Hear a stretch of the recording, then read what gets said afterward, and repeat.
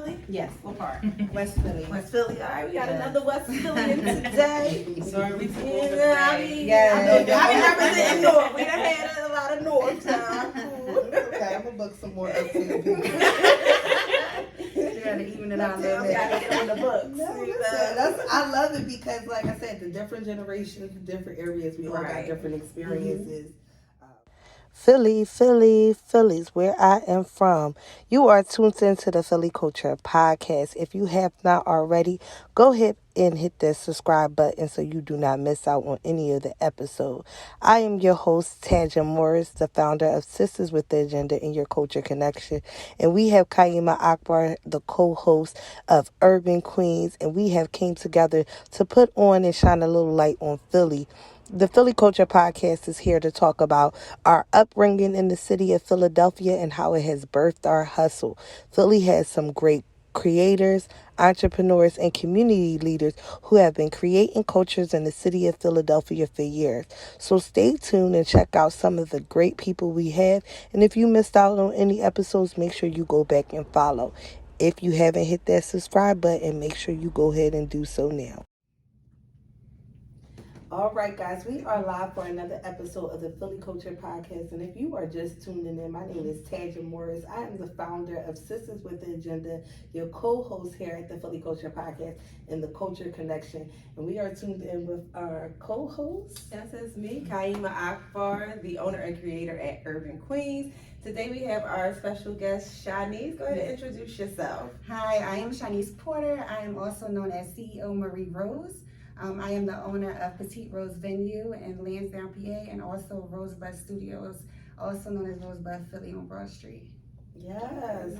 So we are here, as y'all can see, in the Rosebud Studio. We want to Yes. thank you Yes, for thank inviting you. us into Yes. that space. Y'all want to stay tuned for the behind the scenes because this space has so much going on, and we're going to get into that today. So tell us a little bit more about your upbringing in the city of Philadelphia and how that has birthed your hustle. Yes, so I am born and raised West Philly. I never left West Philly. I'm still in West Philly. I came from 51st and Race. So right off 52nd and Market, so there's no unknown territory to Right. West Philly, Yes, yes, West Philly. So most people be like, "Oh, you off 52nd and Market? I can't ride through there now." But I used to walk them streets when I was younger. Okay. Up here where I work. Okay. Yes. I be trying to get my. Told y'all West Philly ain't my Yes. hood. Yeah, so I'm born and raised in West Philly. I have been in the Catholic school system for 14 years. So I'm a middle child, so I have a younger brother and a sister, older sister. Our parents put us through Catholic school from kindergarten to some college for me. Oh, wow. Okay. So my upbringing was a little different. I actually What Catholic school did you go to? St. Rosalima. And Catholic school, high school, I went to Archbishop Carroll. So I went all the way, being rebellious, because all my family, my parents, everybody went to West Catholic. Okay. Oh, you chose So different. yes, Okay. so when they went to West Catholic, I was like, oh no, I gotta go somewhere else. So I went to Archbishop Carroll, which my dad was like, Shani, you gotta catch a train to school. Like, how did you go there? Where was that at? In what part That's of in the city? Radnor, near King of Prussia. Oh, Oh, wow. Okay. Yes, I mean, yes. you was You real went out. Yes. She's like, hey. Yes. So I followed a traditional path. My parents always spoke to me about going to college. So I went through high school, went to a Catholic college. It was not a good fit for me. I went to Cabrini, which was Okay. it was near Carroll, and it was no one that looked like me. My first year was so hard because I was the only person that looked like me. I had a Spanish roommate and two Caucasian roommates. The only person? Yes. So, Wow. and In I a went. college? In Cabrini? Yes. That's like And right all the- outside the city. Oh my gosh, and all the parties look like something different. And my dad used to ride me up there after the weekend and be like, "You Wow. okay?" Because they used to all be crowded outside the door with beers, and it's crazy. So it was a few people that was there before, and they were actually from my high school and my grade school. Okay. But they all had developed their own cliques because they got there before me. So when you go into an area where, we all tend, if it's not many of us, we come together. Yeah, we go. So when we see each other, we all family. Hey. Yes. Come So, on in. but that wasn't giving me the experience. of having a culture, because the people who were there that looked like me didn't really act like me. Right, yeah. So And you was West Philly. yes. So I was trying to go into a psych background because I wanted to be a psychologist. I thought that would be helpful because of my childhood. I wanted to help children who were coming from households of domestic violence. That was my goal. So I went to classes and none of it made sense to me. I was failing. I couldn't figure out why. I'm like, oh, because it's boring. The people don't look like me teaching it. The books don't make sense. Yes. So then the next year, I said, I'm going to commute. So I went to work. I was always a person. My dad was a hard worker. My mom always stayed home with us. So I wanted to get a job while I'm off campus because it was nothing for me on campus. So I commuted. And I worked and went to school, and eventually I was like, I'm going to transfer out. So I went to Wider University. Okay. When I got to Wider, up Millersville. no, Chester. Oh, but Okay. yeah, they got a campus up the mountains too. Yeah, the law school. So I went to Chester. That's me. That's all the people look like me. So they gave more like and they celebrated like Black culture, especially in the social work department. So I fell in love with it. They gave me a different aspect. And I remember one of my professors, Dr. Cooper, he has a radio show and he was like, social workers ain't broke. And he always would say that because we always are told that in social work, it's a give back. You're providing a service to your community. And he was like, I don't know where y'all learned it from, but social workers ain't broke. And that stuck with me. And I was like, you know what, I can give back and still make a career. So while there, they connected us with the community, different community aspects, how social workers are involved in laws on a macro level, how we change things in the community from a bigger aspect. Took us to Harrisburg, and it's just connecting with different people and being given opportunities to learn. And it's more about connections for me, and that's where I learned how important relationships are and connections in regards to trying to make it. So because they gave me the opportunity to walk Chester, I would have never walked Chester. But I saw how many people, how directly you walk next to the mayor. And having that conversation with the mayor made a difference in funding for that next year. Because he made that decision. So I fell in love with social work there to the point where I stayed and got my master's. And through that process, I worked at Children and Youth at DHS. They paid for my last year of college. I worked for the federal government at the VA hospital. I went and got my free paid internship. I was the only one in my class that got a paid internship with the federal government. Because I did good, they hired me. So I was able to have a federal job. I didn't even know what I was doing. Like, I was like, oh, it's a job. I didn't know. People like, oh my God, you working in the feds already? I'm like, yeah, and I'm running a program. Like, I had no idea. And I did really good there. I loved my job. I was running a program to help veterans get back into work in the community. So I was able to go out in the community and develop jobs in the community for veterans. And I did that for 5 years. And in 2017, my mom passed away on Christmas Eve. So before she passed away, I always have a trouble with writing notes. Like having a session with a veteran and keeping notes of everything they happened. I always had that struggle. So I stayed in trouble. She's like, you gotta make sure your notes is right. I'm like, can't you give me a mic? Same field, your mom? No. Okay. My supervisor always got on me. So I used to ask her, can I have it was like a fire dragon or something where you could speak your notes and then I was like, can I have that? Because I'm never gonna write my notes. So after my mom passed, I took a leave from work. And during that leave, I really don't remember it. Because before she passed, I was pregnant. So my son was born on December 17th. My mom passed December 24th. Wow. And all I remember is breastfeeding my child and can't find my mom. And she had been in her room deceased. She had an aneurysm. So I sent my sister there to find her. And then at that point, my sister banged down the door with her boyfriend because she lived in my grandmother's house on the first floor. And they found her deceased. So I just remember handing my son over to his dad and going there. And they were carrying out the body. So from there, I never recovered. And I share this with people because they always were like, well, do you remember this? I don't remember the first year of my son's life at all. I can't, this year, he's 5. This year I had to request a new birth certificate and social security card. And I had copies of it because I submitted it for insurance, but I don't know where it is. So, Brief as well. yes. So I had to return back to work. And when I went back to work, it wasn't the same. I was already struggling with documentation and dealing with other people issues. And I was like, this is just, whatever they would tell me, I'm like, I don't care. I don't care. Nothing mattered. Yeah. So I started to figure out, I need to find something that I'm passionate about, something else that will build a fire. My mom was a person that every holiday, like Valentine's Day, she would carry socks in her purse.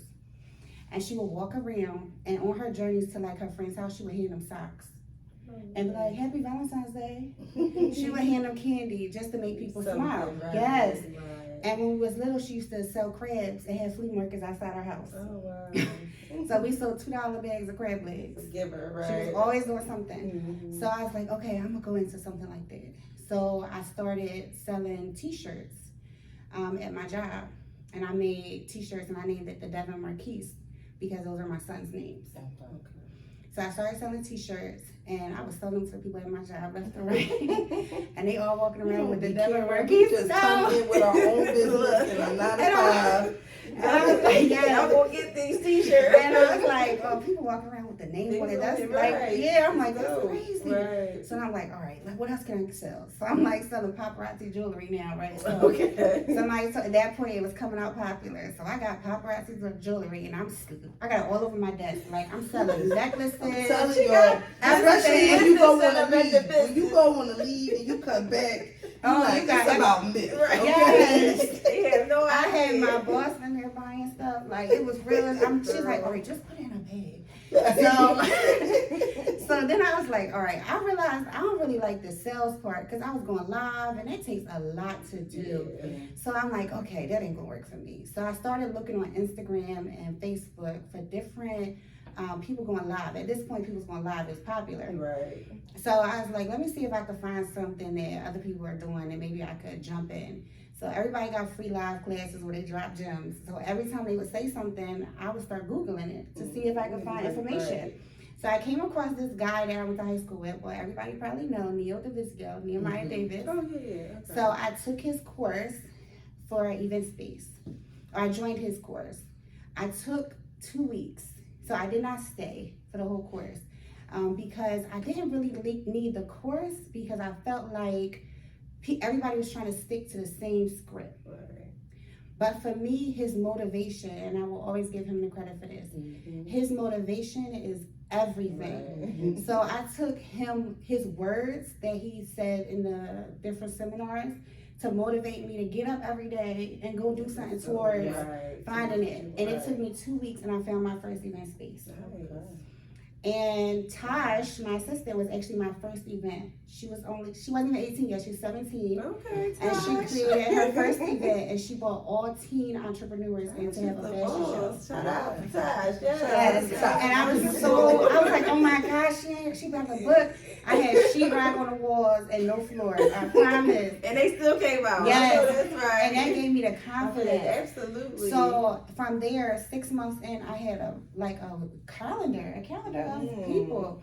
And I'm like, oh, I'm ready. Yeah. But I named it a community center and I started giving like back to school items back to the community.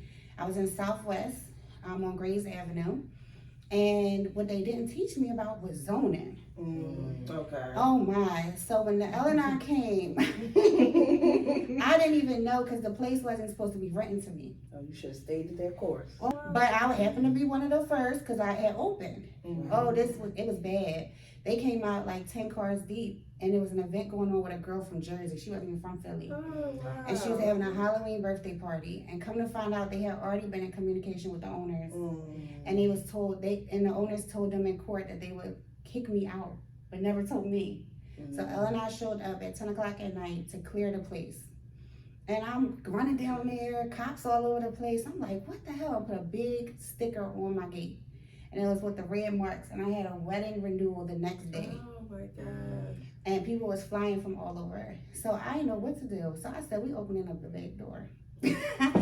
And I said, yes, and I told her, we gonna make this work. yes, and I told the client, I said, it was 2 o'clock in the morning, and I was like, listen, this is what happened. If you with it, I'm with it. And she was from West Philly, and she went to the same grade. She was from West Philly. And she was like, oh, we with it. So they had their vow renewal, their wedding renewal the next day. I was security at the front door. Yeah, make sure that bag was secure. And I'm sitting there, the gate down, me on the other side, and I'm like, oh, we gonna rock out. Yeah. And after that, I closed down the building. Okay. I closed the building down, and I said, for me, image has always been a thing for me. So I gave myself 60 days. 60 days was it. And everybody called me crazy. My dad, everybody was like, maybe this just wasn't the right thing for you.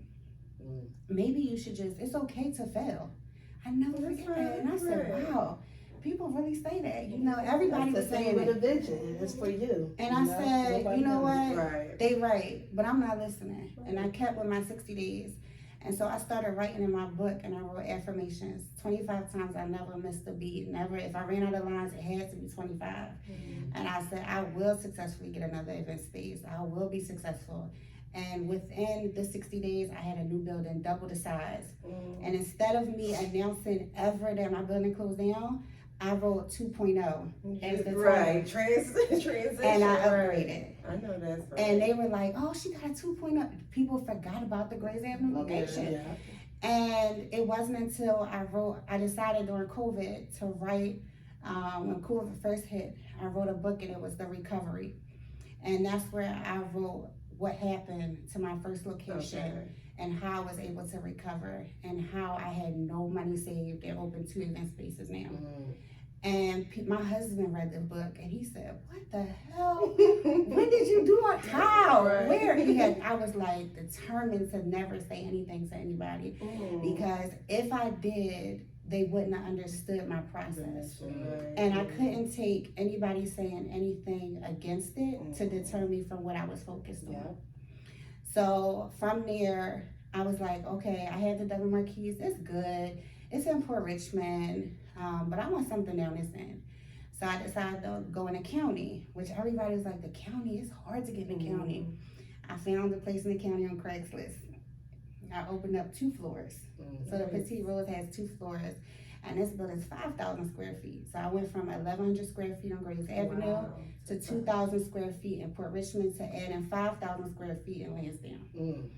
And I started developing contracts. I didn't know what I was doing, but I figured if I make something up, I can feel how the person responds. Right. And then if they sound like I'm crazy, then I'll be like, well, let me make a deal with you. And you make them think you working with them, but really you don't know what the hell you talking about. I'm just making it up. Do it out there. Yeah. And they don't know, and I made contracts and everything. So then I just kept focusing on my journey and what I was doing. And I tell everybody, put blinders on. It don't matter how many event spaces is out here. Nobody can make it do what it do like you can because it's your vision. So all of my buildings have a rose in it. The rose was my mother's middle name. So people began to recognize the brand because of the rose. So I wanted the rose to be the brand. I didn't want people to know Shanice. I wanted to stay behind the scenes because in Philly, when people know who you are, it's an issue. Right. And a little clicky. Yes. So I said, I don't want people to know who the owner is. That's not important to me. I want people to know the brand. So when I want to just walk in and they think I'm cleaning a place. And I still have that mentality. This year is the first year I'm coming out of that. But I still had that mentality. So Petite Rose was doing excellent. The Double Marquise was doing excellent. Petite Rose is the one in Philly that in Lansdowne. Okay. And that's the one that just turned into a studio space? No, that's Petite Fete. Okay. I am Petite Rose. I'm up the street. Okay. Yep.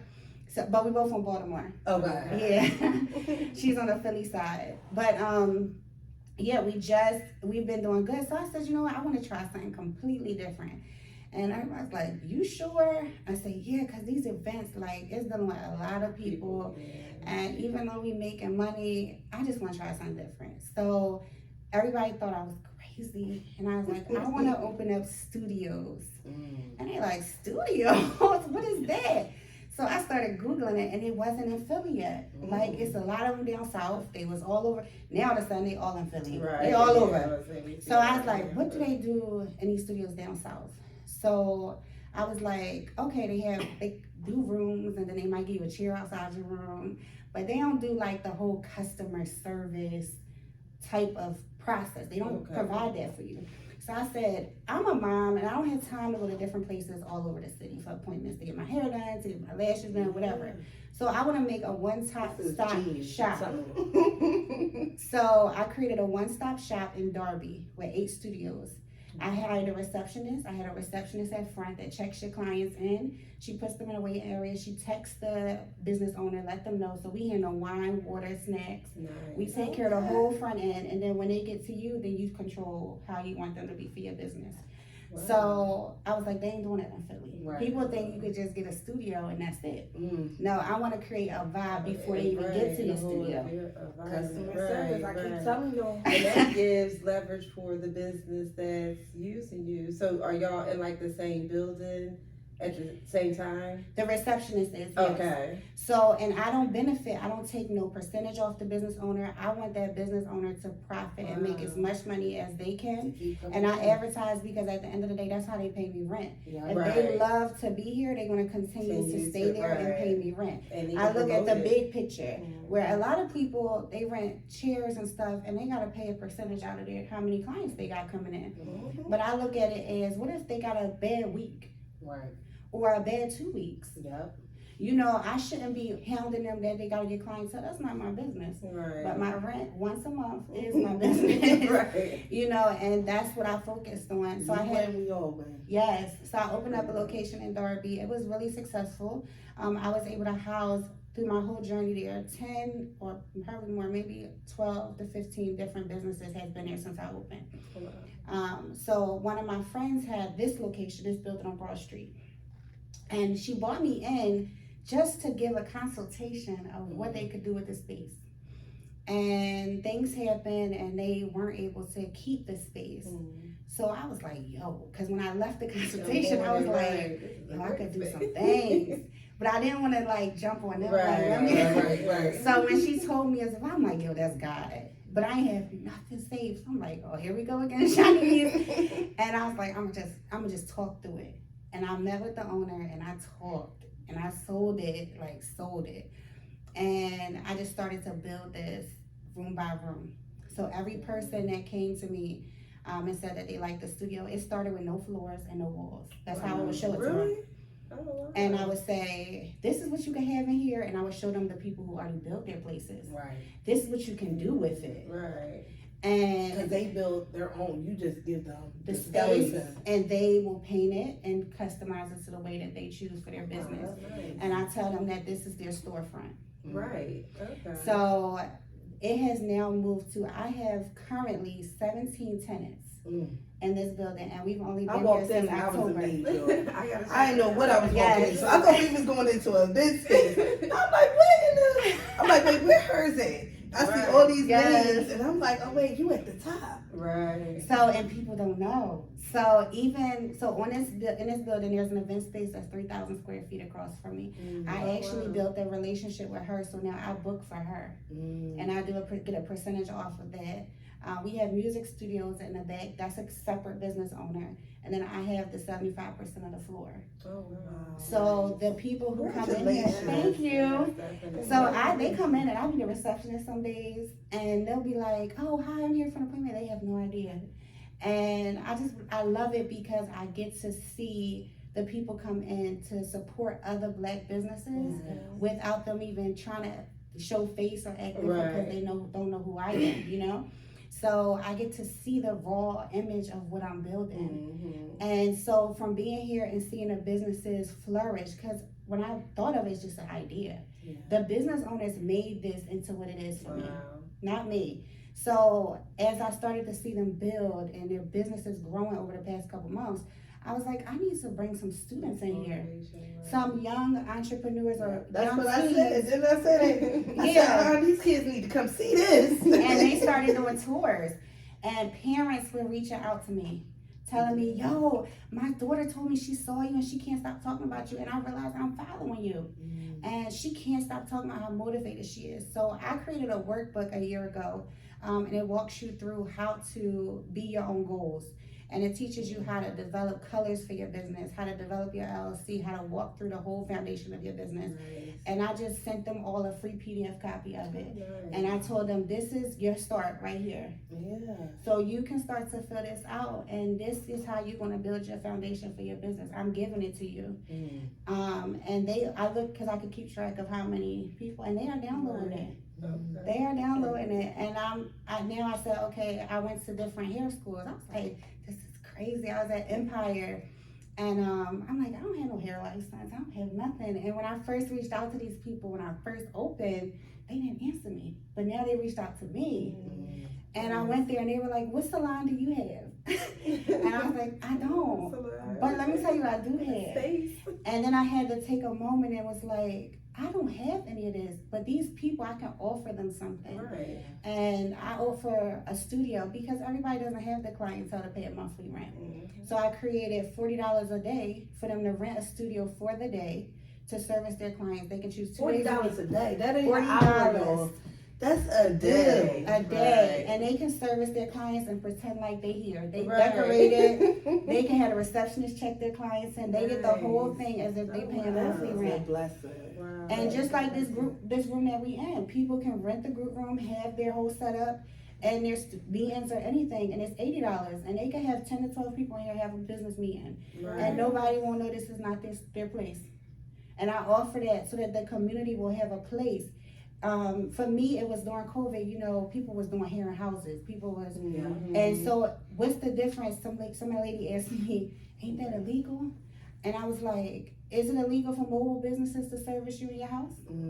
I said, all I'm doing is providing a community space for the community to be able to come to and service their clients. And get a professional aesthetic Yeah, person. right. Yes. More polished look. Right. Yes, so that they can Elevates the build, business. and one day they'll be Right. able to upgrade to pay Right. monthly. Right. So that is my give back to the community because I learned that connections, relationships, opportunity is all you need. And sometimes we tend to look beyond that and say, oh, that person doesn't know how to speak, or that person doesn't know how to ask, but it's because they never learned.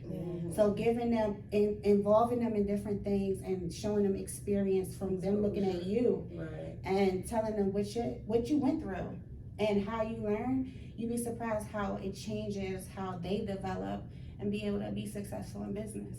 And I love the idea of the customer service part. Literally, that was just my accountability checking the other day. You want to make sure you got good products, good services, and customer services Right. that's going to make people come back. And you thinking of that one niche. Like, I could have just offered y'all space because that's what the game was. That's Right. what people was already doing. Right. But then not just you offering customer service and helping them build their businesses, but also teaching them the importance of how customer services Yes. can transition, because I see a lot of black businesses developing, and then you go in there and you don't get great customer services, and we be the first person to say something hear about that you. way Yes. too much. Yes. You know, Because but we that really part can't of accept it, right. teaching just by modeling Yes. and by creating a space, it's like what you're doing is adding so many layers to us black entrepreneurs, because this is inspiration for me, Right. because this is something that I envision.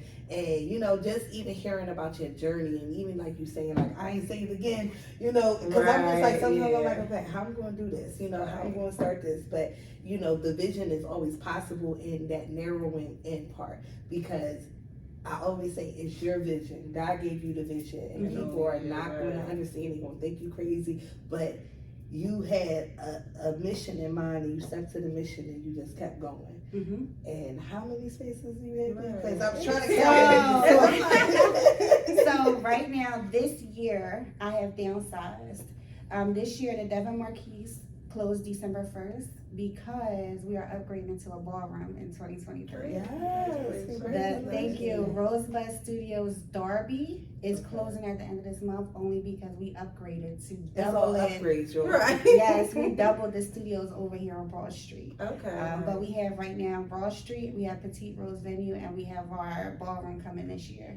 Okay, Yes, thank you. Yes, this is amazing. So we definitely got to get some behind the scenes because I saw a Yoni spa. I saw what's all in I here? gotta So I gotta check this we out. have the I studio didn't for think the it was day, around. of course. We have currently 5 massage therapists here. We have a barber shop. We have 4 hairstylists, 3 lash techs, 2 waxers, 2 Yoni steam rooms, a podcast studio and streetwear.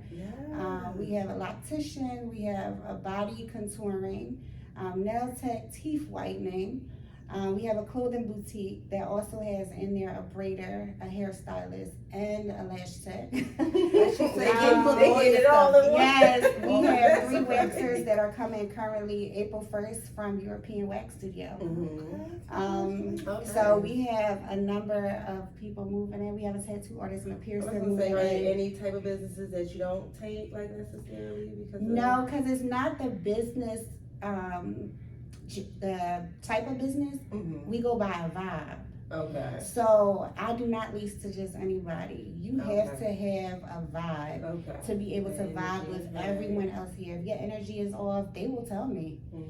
And so it may not be a good fit, but we have not had any issues. Great. That's good. Because you have to be focused on your business. Right. And that is the vibe. If you focused on your business, Right. that is the vibe because that's what everybody in here is focused on. And like I said, that goes back to the customer service thing. You already set the tone. Yes. Of what For- business right, should look exactly, like, yeah. and the type of level of business. This is just not any space that you walking in. You coming in as a professional. You want to keep people coming in. Right. Because Yeah. my service might benefit somebody. Like I see something that I need. Oh, now I'm gonna go to your business. Right. Exactly. And they do go to each other. Right. They support each other. I get surprised because I'm like, wait, I saw that person on your story. Yeah, they got their lashes done or they got their hair done. Cool. Because they all So it's a support whole each other. network. So a network. A network under one building. Right. So now instead of it being beauty studios, which I started it, I call it the Broad Street is the entrepreneur hub Okay. because I want to be able to service the community and provide resources and make this an entrepreneur hub for them to learn no matter what level of entrepreneurship you are on. Right. Oh, I love That it. I sounds love so it. good. So let me ask you a question. Was there anybody, like Philly historians that kind of motivated you along your journey? Honestly, I can only say that there are so many people because I developed a love for entrepreneurship from social media. I developed that level of entrepreneurship from watching a various amount of people. What I did learn is from watching that not social media is fake. So you have to look past what people show you and look at their consistency in their work. I can look at a video that you might put up, but I'm not looking at you. I'm looking at how many videos you put up in this room. What words did you use when you was doing it that attracted so many people to jump on and watch it? So I learned Nehemiah when we was in high school. And he was in his locker selling candy. Okay. So you've been So seeing that. his- Right. His motivation and his Was way of been there. words, as he could say, and I say the same thing, I can sell water to a fish, but I wouldn't be fooling you. I would tell you what's beneficial in that water. And that is one person that their motivation and the way they speak and how they sell have really motivated me. There's other people that I take different things from, but I will say that it's just a large amount of people that I watch from different genres of business that are not even related to me in Philly, and they taught me so much free. And I tell you all the time, free on social media. Just change the way you look at it. Right. I was telling my partner that I was like, I stay on social media because I'm marketing or I'm learning. Like Right. my lens is so different when you have a vision in mind. When you have a vision in mind, it doesn't matter what I look at. I could be looking at TV. I could look at some BS. But Yes. in my mind, it's a Dissected, marketing right. tool, Yes. or it's a business tool of how can I elevate. Okay, Right. this is the goal. This is how I'm going to take it and move it and shift it. You know, towards one my mission. person I will say, Fit Girl Army. I don't know if you know her. She's in Philly. She started from filling a duffel bag with workout supplies and sending it to random people addressed throughout the country and telling them to sign a book inside the bag and ship it to another female.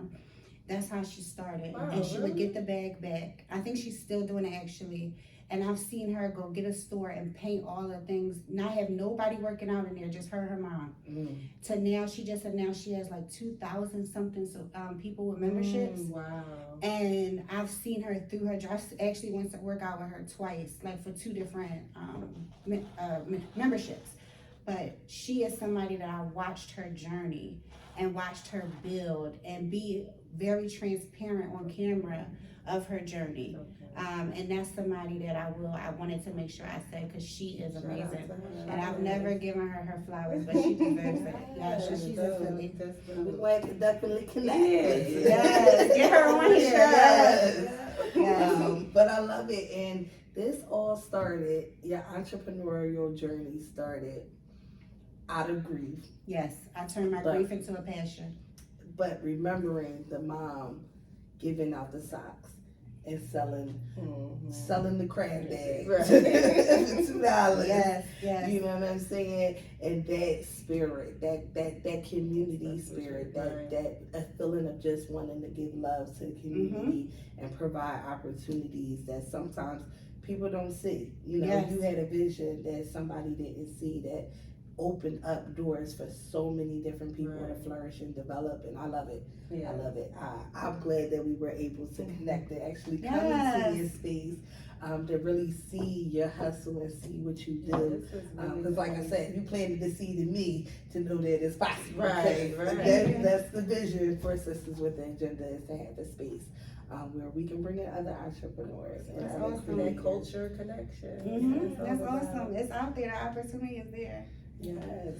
So tell us how we can find you, where they can find you, and you know what to look for from you in the future.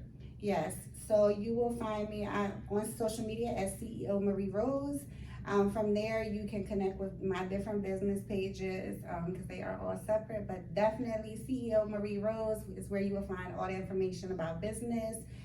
Feel free. I'm an open book. But reach out to me. You will see my kings on that page because they are who I'm building an empire for. You will see my husband, who now is an entrepreneur this year, and his paint business. Yes, so I gotta plug that in. Yes. So you will definitely find me on Instagram, and please book with us or come even set a tour. It's so much motivation in there from different entrepreneurs that somebody in here will motivate you or be in the same field that you're interested in. Yes. Do you have anything coming up? Yes, I have a class that is March 23rd. It is a business seminar. March 23rd or 25th? 25th, okay? March 25th. Yes. March 25th, it is my business seminar, and it will be walking individuals through building their business. From everything that I spoke about in my workbook, colors, what is a good color, how to make those connections, how to work Canva and different places to make flyers yourself without paying somebody. Because that's how I started. And I still do. Ty's trying to get me out of it, but I still be making my own flyers. So yes, I walk you through everything, and even if you need a one-on-one after the class, I give a free one-on-one to every person who buys into the class. Oh, nice. Where's it going to be held? At my venue, Petite Rose Venue in Lansdale. Oh, nice. Okay, awesome. Well, this is another wonderful episode of the Philly Culture Podcast. I love it. I love it here at the Philly Culture Podcast. So if you haven't tuned in yet, this is your first time watching, you need to go back and watch these, because I'm telling you, we have some wonderful, wonderful things happening in the city of Philadelphia. It's so crazy because my sister lives right around the corner. Oh, wow. On Sittingham Street. Yes, yes. Right around the corner, literally damn near walk. Right. Yes. Oh, wow. And that's how I knew. I didn't even use the GPS to get here because I'm like, oh, it's right there. Yeah, I am But damn wouldn't have known that this was sitting here in this hub here.